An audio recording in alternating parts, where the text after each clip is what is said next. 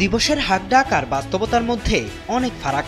বাসের স্টিয়ারিং ধরে যাত্রীকে গন্তব্যে পৌঁছে দেওয়া চালক, মাথায় ইট বালু তুলে নেওয়া নির্মাণ শ্রমিক, রোদ বৃষ্টি উপেক্ষা করে রিকশার প্যাডেলে চাপ দেওয়া মানুষগুলো জানেনই না শ্রমিকের জন্য একটা দিবস আছে। পহেলা মে তাদের কাছে ৩৬৫ দিনের মতোই সংগ্রামের আরেকটা দিন। তারা শুধু জানেন দিন শেষে কিছু টাকা হাতে আসলে পেটে ভাত যাবে। কর্ম করিয়ে খাই। আমার যদি বন্ধু থাকে তাহলে তো আমার পেটে বাতাস নিয়ে কম দামের মাছই খাই, পাঙ্গাস মাছই খাই।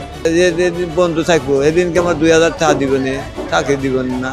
শহরের উঁচু দালান দাঁড়াই যে শ্রমিকের ঘামে, দালানের ছায়াতেও ঠাঁই মেলে না সেই শ্রমিকের।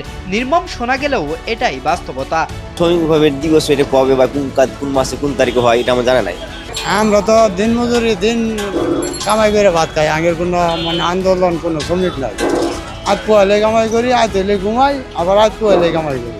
দিবস তো ধনী মানুষের জন্য, যারা অসুবিধা থাকে ওদের জন্য। আগের জন্য কোনো দিবস নেই। শ্রমিক দিবস, অধিকার, ন্যায্য মজুরি, নিরাপত্তা সহ বড় বড় শব্দ কখনো পৌঁছায় না শ্রমিকের কানে। তাদের অভিধানে দিবস বলে কিছু নেই, আছে শুধু এই চিন্তা, কাজ জুটবে তো।